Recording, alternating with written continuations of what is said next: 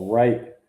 Welcome to Fantasy Dad Duo, where the only thing hotter than our takes is Jeff on his wedding day. God damn, you look like a stud, man.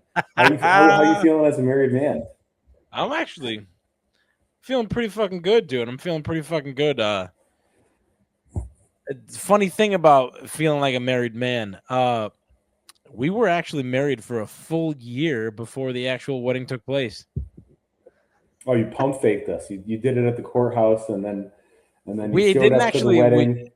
we didn't even actually do it at the courthouse. We did it with Jay. We did it with our buddy Jay, and it was down at the docks in Rocky Hill. And then he went and accidentally spilled the beans to almost our entire fucking friend group like the day after. So Yep, I did know it. I did know it, but it was supposed to be a secret, so I held my tongue. I didn't tell anybody. Unlike Jay, I could keep a secret. It was all good though. This weekend went off without a hitch. Everybody had fun. I'm glad to see that everybody enjoyed themselves. And hey, it was a fucking amazing time. And everybody got to see me cry at least a dozen times on Friday. So I was just gonna say, don't cry on me right now talking about it, Jeff. yeah, no, we're good. We're good. I think I got past the crying bug, if you know what I mean. Yeah. Well, you got me a little bit during your vows, so I can't really talk. I'm glad I could help out, Jackie boy.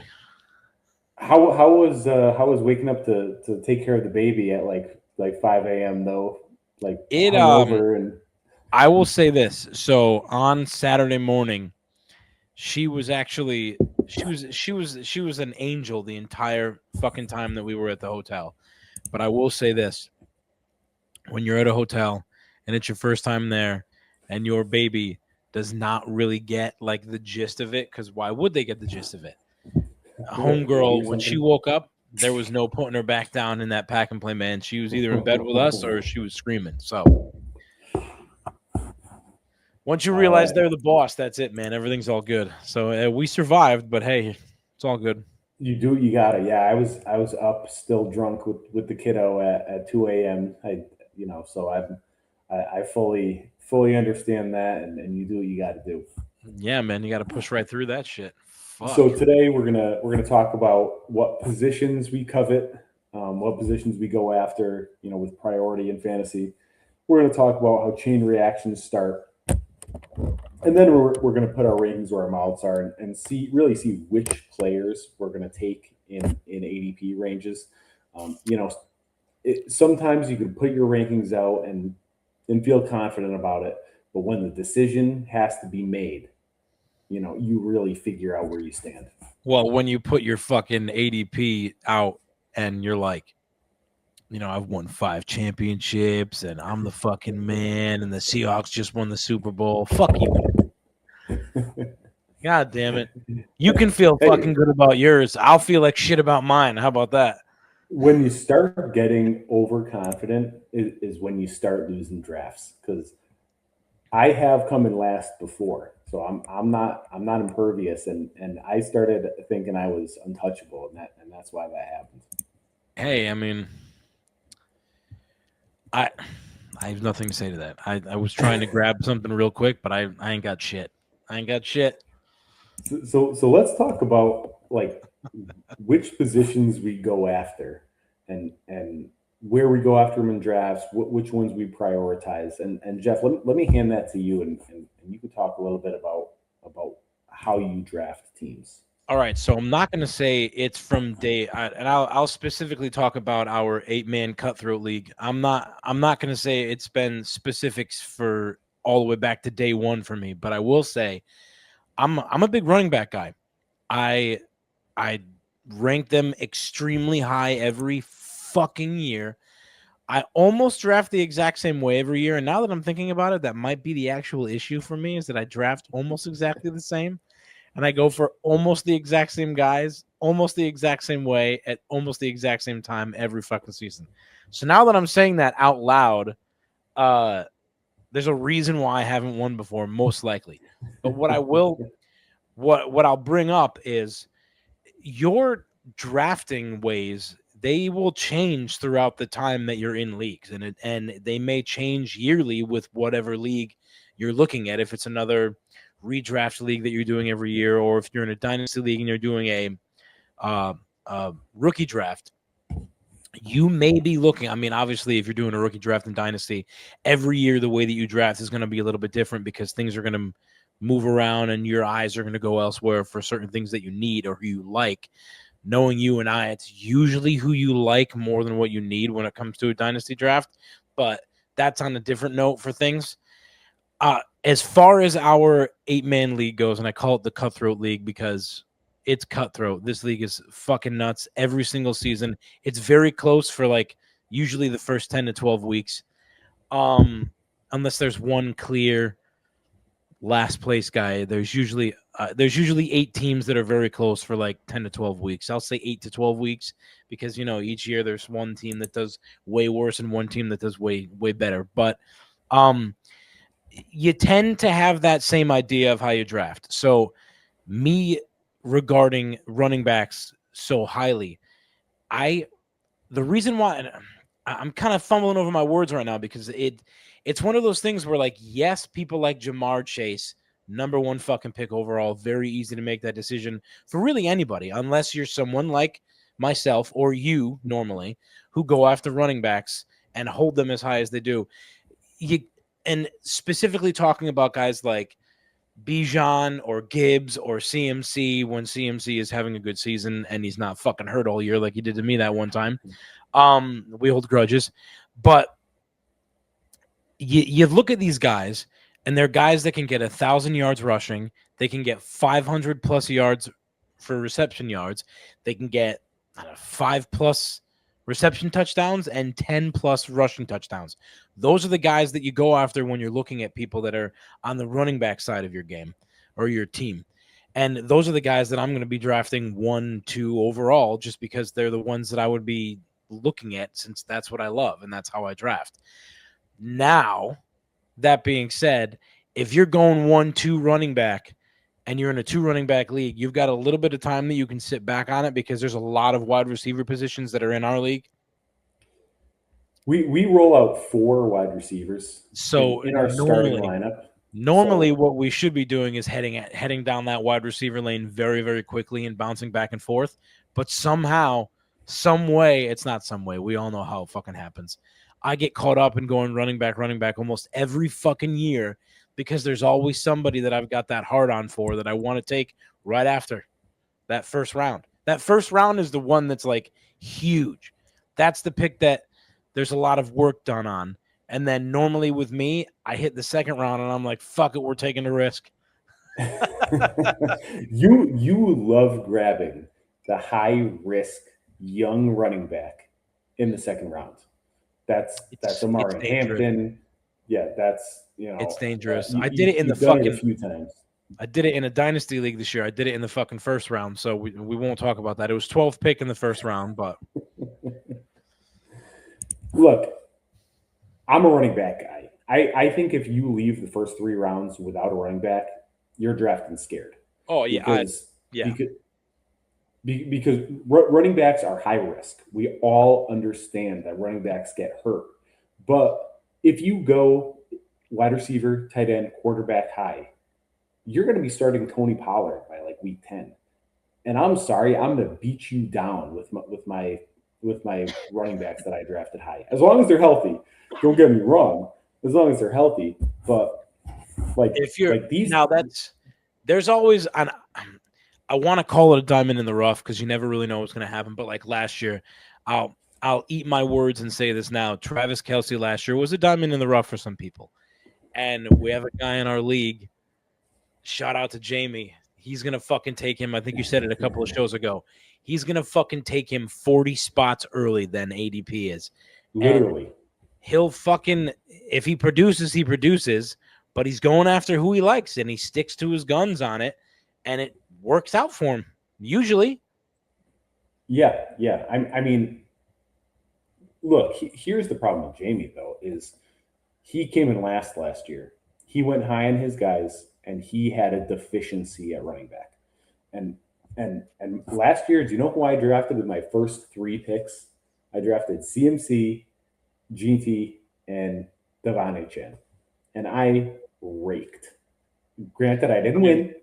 But I was the regular season winner. You traded one of those guys to me early on last year. I actually traded all three of those guys, believe it or not. I ended the year with none of them. Traded all three of those guys, and yet somehow has 5 fucking championships. What am I doing wrong? I got a good return on all of them. You did get Bijan. Yeah. So I mean, I went back. I looked at our league history, and I am the running back guy. So like I said last year, CMC, HN, GT. The year before, I came out of the first 4 rounds with 3 running backs, and that was Gibbs, Jonathan Taylor, and Pacheco. I missed on Pacheco, but I hit on the other 2, and again, first in the league regular season, and then I went back a few more years, and I had Kamara, Fournette, and CMC in the first 3 rounds. So I put my money where my mouth is. I draft running backs high. I'm obsessed with them, and sometimes it bites you with the injuries, but you can't get production from. I mean, you typically don't get production from late round running backs like you do early running backs. There's always injury breakouts. That word, that word injury, you keep bringing it up. Last year was the wide receiver year for injuries. Yeah. Overall, and I want to say the year. I want to say the year before. Was there more the year before as well for wide receivers over running backs? It was about even the year before. I mean, every position is going to have its. Every position will have its year where it gets fucked as far as fantasy goes, and you're pulling guys like. I can't even fucking think of somebody right now because my mind is so full of.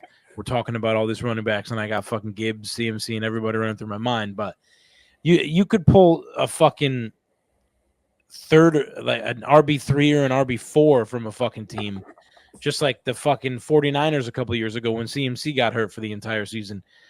You could pull guys that you'd never think would be an RB1 on a team, and they'll be RB1 for 5 to 10 weeks right off the rip if there's injuries.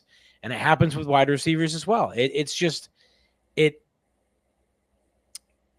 way that I look at how you draft and what positions you covet over others. Yes, you can covet that position as much as you want. You can go for those top name guys. But if that's a position that you covet, you can't fucking let go of it the minute that one of those guys gets hurt. And I think one of my problems is, and I've said it before, if you get hurt, you're fucking dead to me. You come back a dinosaur. I'm finding somebody else. Now, if it's a flex, it's a lot easier because you can bounce between a couple of different positions, especially if it's a super flex league. If it's not a flex and you've got a wide receiver or a running back, and I'll throw quarterback in there as well because this has happened to me as well. If you've got a quarterback, running back, or wide receiver problem, and you're like me and you're like, fuck it, you're dead to me. You're a dinosaur when you come back. That's it. That could, in a 3-4 running back league, 3-4 wide receiver league, that could be a tough third or fourth wide receiver 3, wide receiver 4 on your fucking team for the rest of the season. Because, and I've made that fucking mistake numerous times, where you don't do your fucking, we'll call it math. You don't do your math. You don't figure it out. You don't see who's got the consecutive weeks of not sucking the D. And you grab somebody that you think you're going to do good because you only know their name or you've heard about them before. They had one good week for you and you're just fucking hanging on for dear life. It's not going to work out. If it's your position that you covet and you're drafting around that position, you got to stick with it and you got to do your fucking homework on everything else past those big name guys that you know everybody else wants. One big thing about being set in your ways is if value falls to you, it doesn't matter how bad you want a running back, you need to take the value. And I do this even Achilles heel. Yeah, it's like if and I'm going to bring up some rankings just to give you an example. But if you're drafting in the second round and we'll say Justin Jefferson falls to you, and the top running back on the board is Ken Walker, you take Justin Jefferson. And it doesn't matter how bad you want a running back, you take the value. I mean, every single time. It doesn't matter if you started with a wide receiver and you desperately want a running back. You take that high end value unless you hate the player. Well, Another now that's example bringing would up a be, whole nother topic too, though. Now you're bringing up an entire topic where unless you hate the player, you could hate the player, you could hate the team, you could hate the guy that's fucking thrown to him. If you've got Ken Walker on there with his new fucking team, and then you've got Justin Jefferson that you could fucking take for him, in all, I don't want to say reality because it's all reality, but in all reality, we're gonna say that Justin Jefferson is a better pick. Look who the fuck is thrown to him. yeah. I mean, if you believe in your heart of hearts that Ken Walker is a better pick than Justin Jefferson, do it. Believe your gut. There just aren't too many people out there that believe that. Well, really, I guess it, and you're correct, but I guess really all I'm saying is that there's other, like, I guess other variables is the word that I'm looking for. That Yeah, trust could trust take your rankings. Trust that your could take rankings. correct, and I just don't.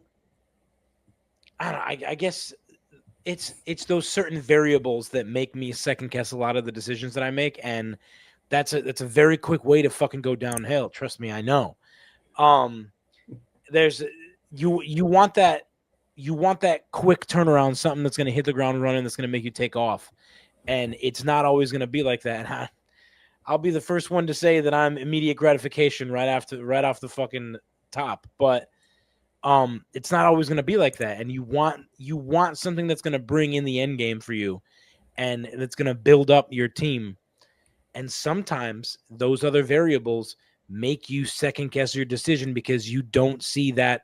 Well, just for the situation, you don't see JJ McCarthy helping out Justin Jefferson to the point of where Ken Walker could with his new team. With the amount of touches, with the amount of receptions he could get. I'm kind of just fucking, I'm throwing darts blind here, but you know what I mean.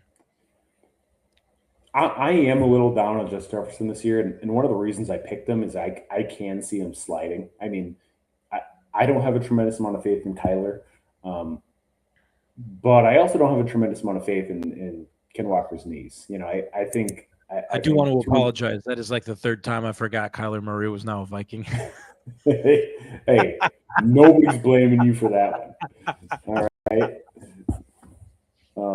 But yeah, I mean, draft value. Go in with your draft plan. Draft what you like. I'm gonna walk out of our draft, the fifth draft, with my first two picks being running backs, unless something crazy happens. Unless Amon-Ra slides to the mid second round. Unless Unless there's something another crazy 31 draft pick trade day. Yes. That won't happen clearly, but so on that note, on that note of positions I value, positions I draft, I looked at our past like 7 years drafting, and I've been either the first or the second person to take a tight end in our league for the past like 6 or 7 years. Interesting. And yeah, I know.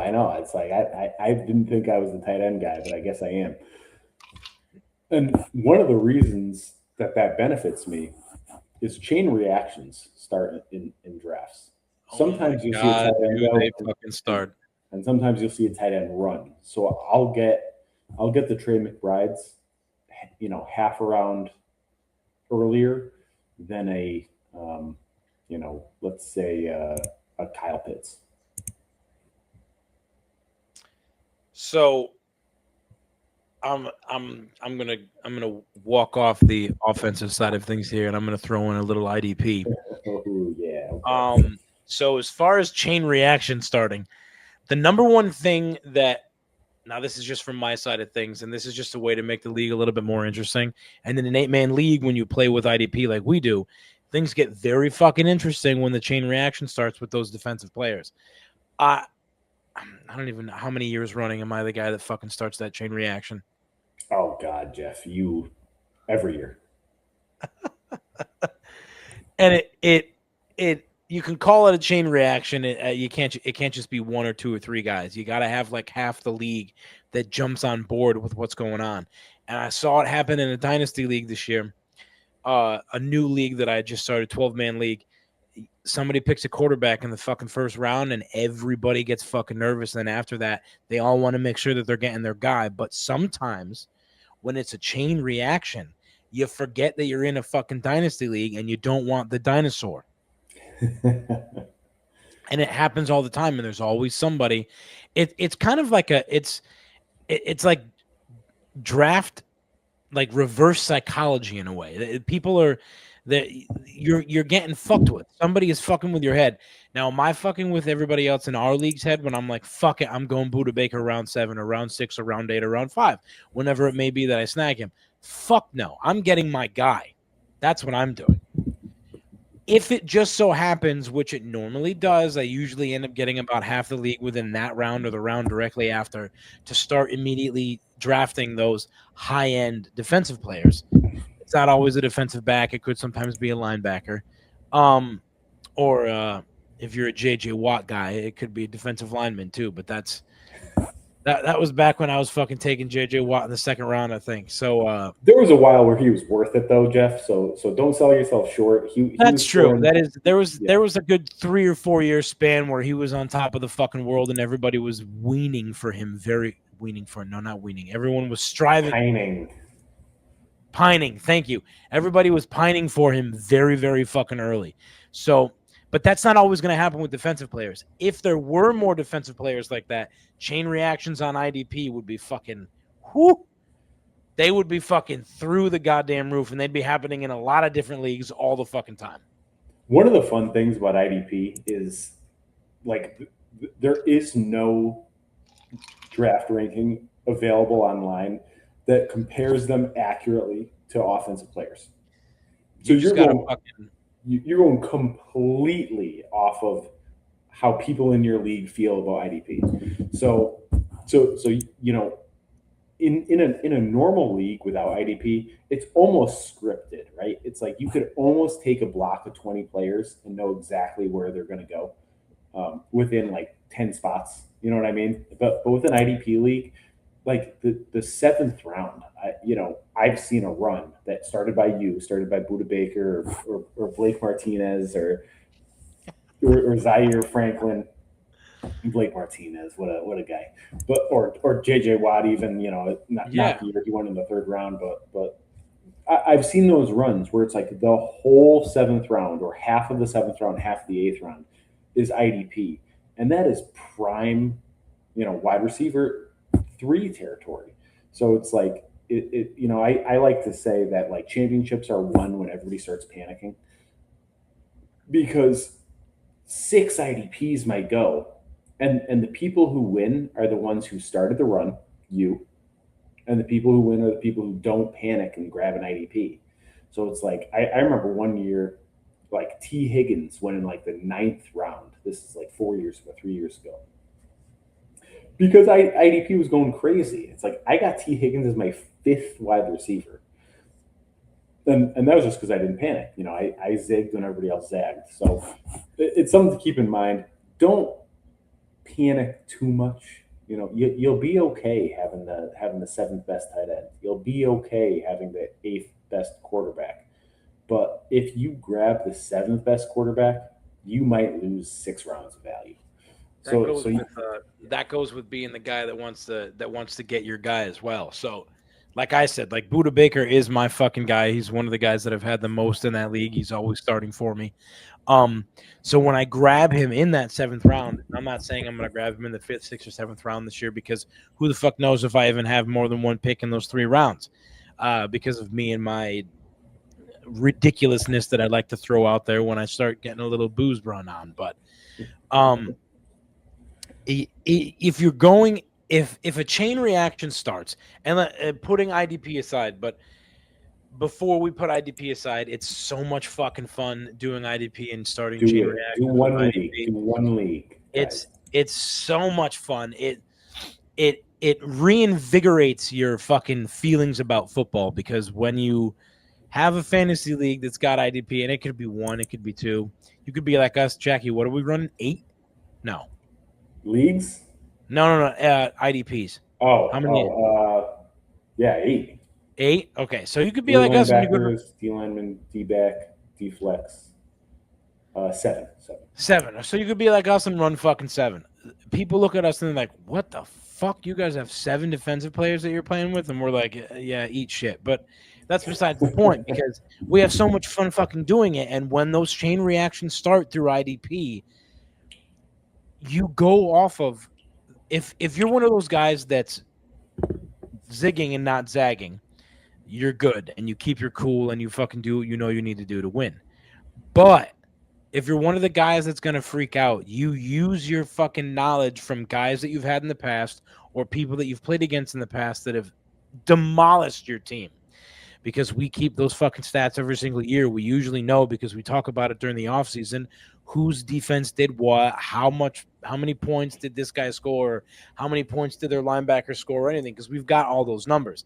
And most leagues that are like ours do that, whether it be offensive or defensive or both normally. But putting it aside from IDP, tight ends is a big one for chain reactions, like you said earlier. One of the tight biggest. One of the huge biggest. one.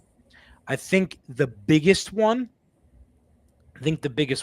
because this has happened to us before. Look at my finger. This has happened to us before too, Jackie. When you're in, so we run a 2 quarterback league. We used to have a rule for when you could draft your 3rd quarterback. That would start a chain reaction for the round that you were able to grab your 3rd quarterback in. We don't have a rule anymore. But the possibility of that 3rd quarterback grab still causing a chain, and now these are always live drafts, still causing a fucking chain reaction is very high because everybody is paying attention to everybody. And when you know there's somebody out there that's got the fucking Josh Allen, Lamar Jackson, and they're taking their fucking 3rd quarterback, you do not want to be the fucking guy that's losing out. That's always a quarterback fucking round. Always. Almost without fail. Because everybody knows who's doing it. There's always a guy that's like, fuck it. I'm going to take these 2 in the first fucking 3 rounds. And it's almost always the round right after that becomes the quarterback round. It doesn't have to be your 3rd quarterback. It could be your 1st or 2nd. It doesn't matter. But it's always going to start that quarterback chain reaction because it lights that fire underneath you and you're like, fuck. And that guy that did that has control of that entire round because he's the one that started it. In a 2 quarterback league, you could get totally sunk by having a dud as your 2nd or even your 3rd quarterback because you're going to lose the bye week if you have a dud as your 3rd, and you're stuck if you get an injury. I mean, unless you get lucky as fuck. Yeah. And real quick, I'm going to just stand on the IDP soapbox. You have to do 1 league. It's the most fun thing ever. You feel like a genius talking about football because you know every linebacker. It'll change the way that you feel. It'll change the way you feel. It really will. And there's nothing better than having a quarterback on like Sunday Night Football, a quarterback and a middle linebacker on the same team, and the whole game you have something to root for. It's the best. It's just the best. Just trust me. Do it. Do 1 IDP league. It'll change your fantasy life. I'll say one thing about IDP just to fucking piggyback off of that as well. Let's say you're playing Monday night and you've got to wait for that fucking game to finish, but you've got 2 fucking linebackers and a defensive back going, and he's got 2 wide receivers going. If you beat him off of your defense over his offense, you're going to feel so fucking good about yourself. And I can tell you right now, I've done it before. Buda Baker's helped me out before. To that extent, there's a reason why he is my fucking crutch. And it's because it keeps you going. It keeps you picking the same guy. Stuff like that makes it fucking fun. It's so fun. All right, let's move on to a segment, putting our rankings where our mouths are. And here's the format. I'm going to list 4 or 5 players, and I could add some too, but I just picked 4 or 5 in a similar that are going in a similar range in drafts, and you could just react to it. Like, tell me the ones that are going to win you your league. Tell me the ones who you're not drafting in that range, and I'm actually putting my rankings, my stats away for this. I want to see how I really feel, and see how I want to like rank these guys. So I actually didn't look at stats at all for these guys. I'm judging it basically as if I were in a draft. It's my turn to pick. I have that 1 minute. Who am I picking? So let's start with studs to build your team around. Let's go with Amon Ra, CMC, CeeDee Lamb, Jonathan Taylor, and Drake London. You can talk about all of them. You can talk about one of them. Whatever you want. Go for it, Jeff. I'm going to talk about fucking Amon Ra, dude. Amon Ra St. Brown is a fucking guy to build your fucking team around. He's on the younger side. He's going to get you over 1,200 yards. He's going to do some big fucking things. He's so where exactly would you like to see me go with this? You want me to just talk about how you would build your team around him, or you want me to? So all of these players are in the same range of ADP. They're 6, 7, 8, 9, 12. So they're all in the same range. They're all first round picks. When you are on the clock, are you thinking about Amon Ra only? Are you considering CMC? Are you burying Jonathan Taylor? Now, it's out of these guys. Now, I just said earlier that I was a running back guy, so obviously there's fucking 2 running backs that are on that fucking list that we've got. But out of these guys, because we fucking hold grudges, and I will not pick CMC due to that. And I will also hold a grudge because I've had Jonathan Taylor before, and then I was going to fucking pick him the year after that, and we all know what happened that year. But this is the way that it goes when you talk about how you covet things and how you want to build your team off and what you're going to take. Amon Ra is going for me on the top out of all those guys right off the rip because of how you can build your team around somebody that is that good when it's a 3 or 4 wide receiver league. Yeah, he is just so. Who's going to stay the healthiest and who's going to help you out the most? Yeah. For me, it's him. He's so steady. I mean, he's just so freaking reliable. He's been wide receiver 3 times in the past 3 years, I think. Like, he is reliable. He's a red zone guy. He's an over the middle guy.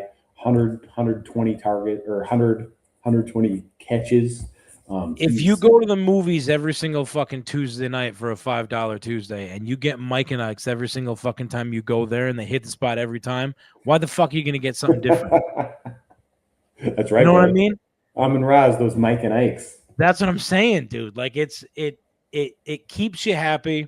If it's going to keep you happy and it's going to help you build your team in that direction that you think is going to help you win, then fucking what's wrong with it? Who the fuck buys Mike and Ike's, though? What, is that really the candy of choice that you just brought out of nowhere? I mean, it was the one that popped into my head. I guess I could have said Nerd Rope too, but I just Mike and Ike was the first one that popped into my fucking head when we were talking about it. Well, if Amon Ra is the Mike and Ike's, then Drake London is the black licorice, because I like the player. He does not belong in this group because Amon Ra, CMC, CeeDee Lamb, Jonathan Taylor are all on high end elite offenses, and he is that the odd man out. No chance I'm drafting him above any of those guys. I like him still. I'll draft him in the second round, but his ADP is 12. That's crazy. No chance. I mean, if you want to make somebody in your league go, what? That would be a good way to do it. But is there anything worse than getting a reaction where everybody rags you for making a pick? Dude, it happens to me at least twice every single year, I think. So, and I had to lower my voice down to that volume. It was like the fuck you volume, because I knew this little fucking dickhead of a friend of mine that I do the podcast with was calling me out. Sorry, brother. Okay, so, let's move on to the next group of players. Let's move on to that next group of players, and these are second, third round turn players. So these are the players that you're still building your team around, but you don't have to pay that first round price for. So that's Olave, Ken Walker, Derrick Henry, Rashi Rice, Jeremiah Love. Why? Oh my God! Why the fuck am I going? I'm going wide receiver. Jack, I'm gonna have to fucking draft wide receivers. I'm going Olave on this one. You're going Olave over Jeremiah Love? Dude, 100%. I'm going Olave Wow. on this. I'm on the Jeremiah Love, but there's 3 fucking running backs on that list. I consider myself a running back guy. There's 3 running backs on that second round piece list, and I'm over here going for another fucking wide receiver. The world's off its axis. Pluto is a planet again. There's some fucking star that's about to explode, a supernova. There's a star in a something's going on. Something ain't right. Chris Olave proved to many people, not just me, but Chris Olave proved to many people last year that he's top tier. He's a great wide receiver. Yeah, and last season he proved that he could be that guy that you need to depend on him because he's gonna stay as healthy as he possibly can. And last year he was one of the healthiest, and it was one of the reasons that he came out of nowhere was because he was so healthy. And then when he became the top tier wide receiver on that team last year, and now he's to me he's the clear wide receiver 1 for the Saints. But they got all these problems with quarterbacks, and no matter who the QB was that was starting the game, he was always the fucking main target. And look, I'm a Tyler Shuck believer. I'm well documented, and I believe this offense is going to take a step. If they don't know that you are already, then what the fuck are we doing here? Like they don't know, they ain't watching. So I like him to at least repeat what he did last year, which he was a high end receiver. And we could see it happening. He's one of those guys that could do a repeat just because of the talent that he's got already. He doesn't even need the Saints to be a good offense to have a good year.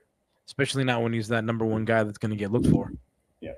Do you worry about Jordan Tyson beating him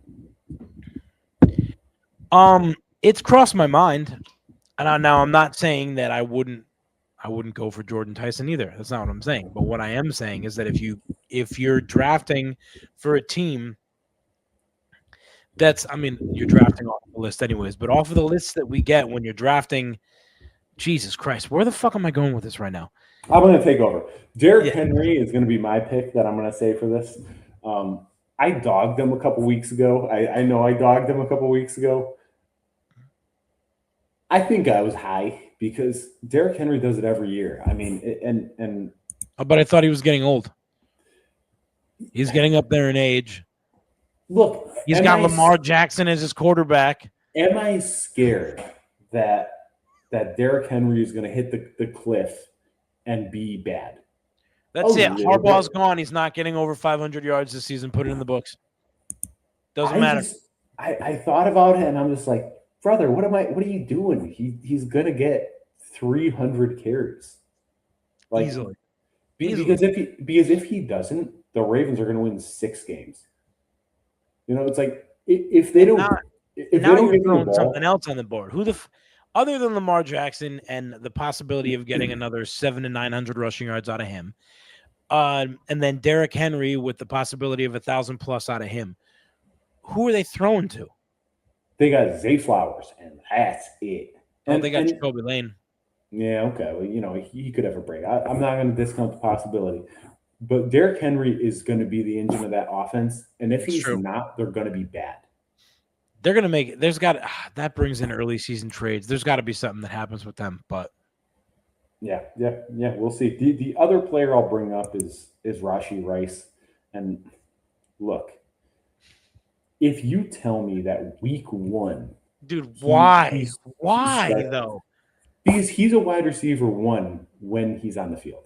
You're making me feel like you're jumping on like the bandwagon here. Like I drafted Rashi Rice last year. I drafted him the year before. I tried to trade for him in Dynasty. So I just No don't. bandwagon there. I am the I don't. bandwagon. I'm I've been on not the saying. bandwagon. I'm not saying that there isn't some sort of pull there for him. I just don't fucking see it.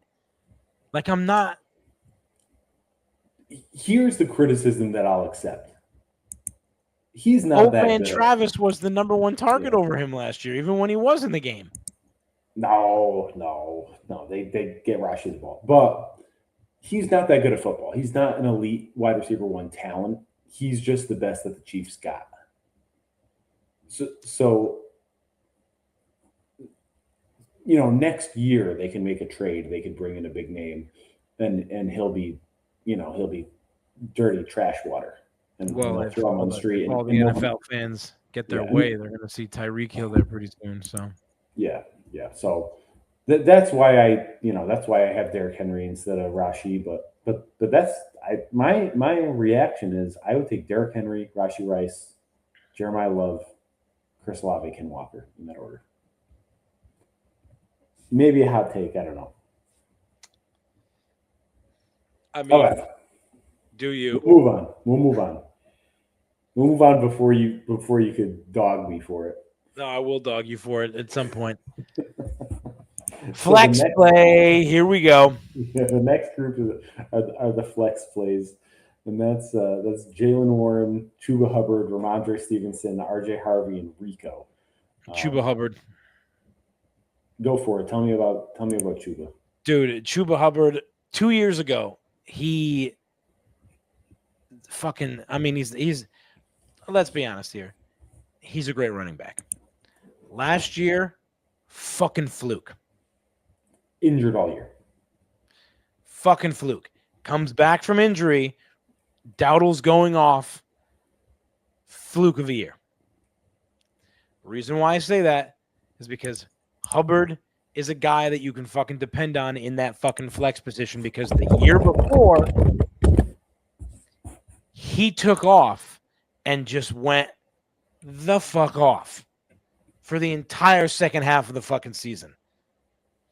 And he's one of those guys that will continuously do that again and again and again because he just, man, the way watching him fucking play. This is another thing that I love about fantasy football. It gets you to watch football. And it doesn't even have to be your team. It just has to be one of your guys. And you get sucked into the game because he's either doing very well or you're waiting for him to fucking start to do very well. And Hubbard, 2 years ago for me, was the guy that sucked me into those fucking games. And he played on the Panthers, so I shouldn't even have been watching. But he looked like a fucking dog. He fucking ran the ball like a tank. And it caught my eye. I'm gonna say that Chuba is my second favorite player on this list. But if you're drafting Chuba over R.J. Harvey, you're playing right into the safest pick is usually the wrong pick. Because Chuba, what are the Panthers going to be at best? A middle offense, like middle of the league offense. Oh my the God. Broncos could be top five. We had this argument last week about the fucking Browns. Are you going to tell me that Hubbard couldn't be good for over 1,000 yards this year? So year after year, running backs on top offenses are high-end producers. And that's a stacked backs, though. They're stacked. They've got 3 guys that could fucking start on the Broncos right now. Do you want Do you want a shot at top 12, or do you want guaranteed low-end RB2? You think Hubbard's guaranteed low-end RB2? What do you think he could come? Do you think he's going to be a top 15 running back? I mean, I could see him being a top 15 running back. Where was he 2 years ago? Can we find that somewhere? Yeah. Real quick. And the only reason why I argue that is because of the numbers that he put up 2 years ago at the end of the year. Those numbers were legit. And he could definitely do it again. So in 2024, R.J. Harvey was RB13 with 1,200 rushing yards and 11 touchdowns. In 2025, 2023, 2022, 2021, the highest he was RB28. That's So Hubbard. what is the outlier there, Jeff? Okay. That's Well, Hubbard. I'm a fucking believer. I'll hold on to it. I'm gonna white knuckle it until it happens. This is the other problem with taking your guys. This is where you end up sometimes when you take your guys. But he's on the list for a fucking reason, and you put him there, so you can't fucking shit talk him that much. I actually like Chuba Hubbard. I just think his upside is trash. But I also in this range want of to the say draft, we just did this got with that? the fucking Browns last week. We did this with the Browns last week, and I want to argue about it because you can't say that a team like the Panthers has never and will never have fucking fantasy royalty because you'd be fucking lying. Tell me this, Jeff. Is Bryce Young going to throw for over 200 yards a game? No. So they're going to be a middling offense. They just are. So it's like, do you want the piece of the middle offense or do you want the piece of the high end offense? It's not this. This is the fact of where you're talking about taking risks too and playing it safe. I would take a risk here because there's always that fucking chance that somebody is going to fucking prove Jack wrong. That's all I'm saying. See, I think the risk is RJ Harvey. I think you take the risk in the good offense where you don't know who the lead back is. I think Chuba's the safe pick because he's the lead back on a mediocre offense. Okay. But to his own, I see what you're saying. I would feel fine with Chuba in my flex all year, but that's as good as it's going to get, in my opinion. All right. Let's talk about the next group. This is just filling out your bench. Man, fuck you for what you did to me here. And I notoriously, as you could tell, when I'm filling out my bench, I look for upside. This is when I take risks in the draft. So that'll be an indicator of how I feel about this range. Jaden Reed, Josh Downs, Rashad White, Jordan Mason, and Jaden Higgins. This is all in the ADP range of 109 to 119. I'll go first on this one. I like him as Jaden Reed, Josh Downs, Rashad White. And maybe I'm doing a half cop out here because the first two are upside, and then Rashad White, I feel like, is again one of those like guaranteed flex plays. But yeah, I mean, it's like we could end up as their RB1 too. I think he will be, but it's like I don't. I think it's a toss up right now just because of the fact that they traded for him, so they want to see what he's actually got to offer. But if I were putting mine in there, it would be Jaden Reed, Rashad White, and Josh Downs. That would be the 1, 2, 3 for me. Okay, so we're on the same page pretty much for this one. I think the big draw for Jaden Reed and Josh Downs is that hypothetically they could be number one options on their offense. Yeah, they could be. They probably won't be, and there's even a chance where you can't even start them in fantasy. You draft them, you wait 3 weeks, and then you drop them. Who's the wide receiver one on Green Bay? Is it still Watson? Yeah, they got Christian Watson, they got Matthew Golden, they got Tucker Kraft. Oh, that's right, Golden. Forgot about Golden. Yeah, so he's really the wide receiver 3 then, if you want to. We really don't know. We really don't know. It really is a toss-up too. Yeah, a big factor is going to be who's on the field in 2 wide receiver sets. Like if it's Matthew Golden and Jaden Reed's playing 60% of snaps, yeah, you drop him. But if he's the wide receiver 2 and he's playing 100% of snaps, I mean, come on, the kid is electric. He might be a wide receiver, low end wide receiver 2, high end wide receiver 3. You know, that's tantalizing at the 100th pick. All right, let's move on to our final group of players. This is a fun one. There's a player on this list that we could just fucking boot off. Oh yeah, all right. Well, that's the one you could talk about because I kind of like all of them. That's Jonah Coleman, Braylon Allen, Denzel Boston, Omar Cooper Jr., and Travis Hunter. There's one player I love on this list, but I'll let you go first. It better not be the player you're booting off. I'll drive to your house. Fuck no. My number one on this entire list would be Jonah Coleman, because I think he's got the fucking he has the possibility, and some people will hear me say this and they'll be like, "What the fuck, dude? Go to bed." But Jonah Coleman has the possibility, and I think he's got the talent to be the RB1 on the fucking Broncos. And I'm not going to say he'll do it soon or fast, because I think they're going to have a community of backs there for a little while, and they're going to play all three of them off of each other. And I think RJ Harvey is probably going to be the one that takes right off the rip.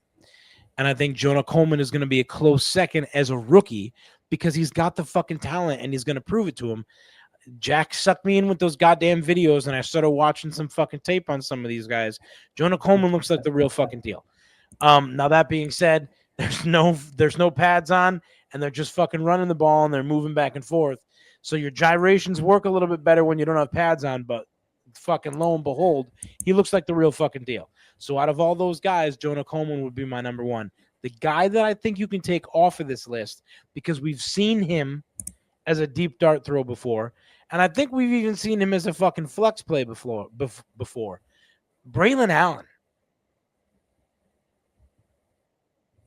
I think you can just get rid of him. Oh, okay. He's had what? He's been around for 3 years, and he's had maybe 2 games where they've been like, he's a possibility of being a great flex play this year for your team. He scored 16 points. He's on the fucking Jets. If you're not the RB1 on the Jets, you're not getting any fucking touches. They're not going deep in their fucking lineup. They're the fucking Jets. Yeah, I mean, so Jonah Coleman, real quick, we both loved the talent going into the draft. And the only thing negative we could say about him is they drafted him late.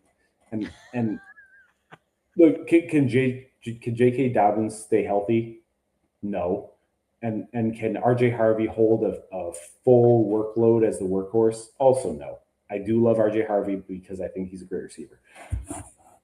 But they showed last year two running backs could produce in the Denver offense, and Jonah Coleman's a great player. And can he rip that starting job from one or both of those guys? Honestly, it's possible. And he's a great receiver too. So he's a fine dart throw. But the player that sticks out to me is Travis Hunter. I mean, Brian Thomas Jr. and Parker Washington are going a healthy Travis Hunter. A healthy, yeah, exactly, a healthy Travis Hunter. Parker Washington and BTJ are going 60 to 100 picks higher than Travis Hunter, and I get it if you don't believe that he's going to be one of the main targets in that offense. I understand it, but they drafted him second overall. They didn't draft him second overall to play defense. I mean, come on. It's like he wants to play both sides of the ball. They told him he was going to, and when he was about to break out last year, he got hurt. There's a non-zero chance BTJ gets traded or he just takes the reins and is that primary receiver on that team. Yeah, but even if both BTJ and Parker Washington, now BTJ being that's one of my boys that I will always look for in the draft, but BTJ and Parker Washington, even if they both go for, we'll say, now this is granted whether or not Lawrence has a fucking year like he did last year, they could both go for fucking 60 to 70 receptions this year. That does not mean that Travis Hunter is not going to get 40 to 50. There's a real chance all of them get 70. I mean, all three of them. There's a real chance. It's a high end outcome. That's a high end hot take. That's what that is. Holy fucking shit. 70, 70, and 70. Yeah, well, who the fuck else is he throwing to? Not too many other people. Nobody else. Not too many other people. But like, I think Travis Hunter is a superior talent to Parker Washington. In my opinion, he's a better talent. Parker Washington's more polished right now. Yeah. So, that's what Trevor Lawrence likes. But if Travis Hunter takes that next step as an elite athlete, as a Biletnikoff winner, I mean, sign me up for a pick that's what, a 14th round pick. Come on, that's dirt The only cheap. thing now, And the in only Fiffle thing with I mean, in go ahead. Fiffle, there's some fucking shit that could go all over the place with him in Fiffle because he plays on both sides of the goddamn ball. He's a golden ticket. But now the only thing that could make his offensive side drop a little bit would be if rooting for Biashal Tootin fucking takes off this year.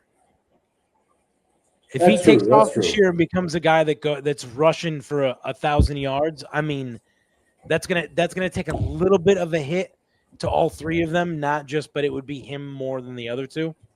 There's only so many yards to go around. Yeah, and rooting for Biashal Tutin's just got to prove himself like God Almighty knows that he can. That's all I'm saying.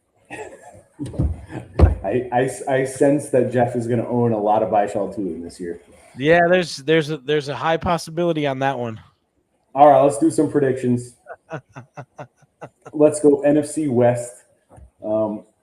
This one it hit me right in the heartstrings because I'm a Seahawks fan, and look, the Seahawks were great last year. I see them getting worse, and I see their division getting better. So How many wins they have last year? They had 14. 14. Yeah. So I see them still making the playoffs for sure, obviously, but the defense isn't going to stay as the best we've ever seen. The offense, I think, is going to take a little step back. I'm going to put them as 10 wins. I'm changing my mind. I'll have them as 11 wins. I'll have the 49ers at 10, the Cardinals at 3, and those Rams who just got so much better. I'm going to put them at 12 just because it's a hard division. Just because it's a hard division, not because they're not. I'm going to say, fuck, I don't want to do this, but I'm going to fucking say it anyways.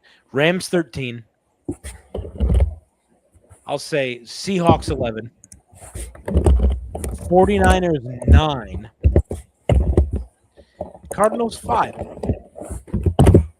All right. I want to give the Cardinals 5 because I want to see Jeremiah Love win 3 to 4 games for him this year. That's all I want to say. Yeah. And the reason I put the 49ers a little bit lower than most people probably will, but the reason why I'm going to say that is because they had a relatively good year last year with a hurt Brock Purdy.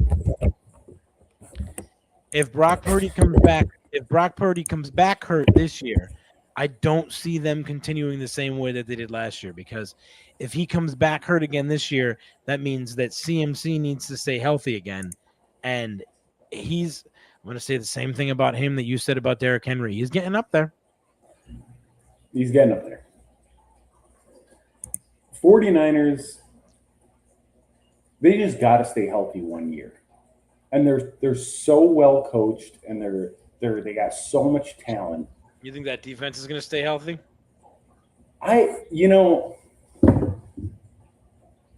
No, I don't know. I honestly don't know. Has that not been one of their biggest Achilles heel in like the last 3 or 4 seasons? They get so hurt every year. Every fucking season, it seems like. Every season. Yeah. All right, my next question is: does Mike Evans break 1,000 yards? Yes.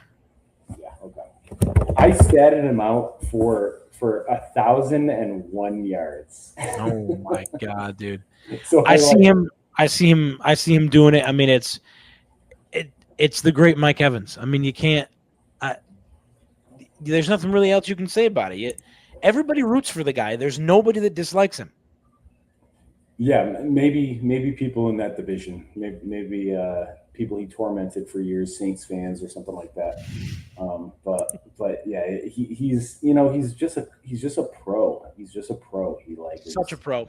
Yeah, love him. Okay, and then the final question: how many games does Jacoby Brissett start? And I'm going to answer this first, and this is why I've been souring on the Cardinals as a whole over time.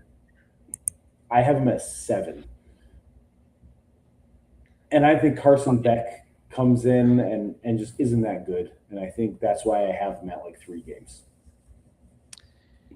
I don't like either one of them. You're a Jacoby Brissett hater. I can't fucking stand him. Anybody that, dude, when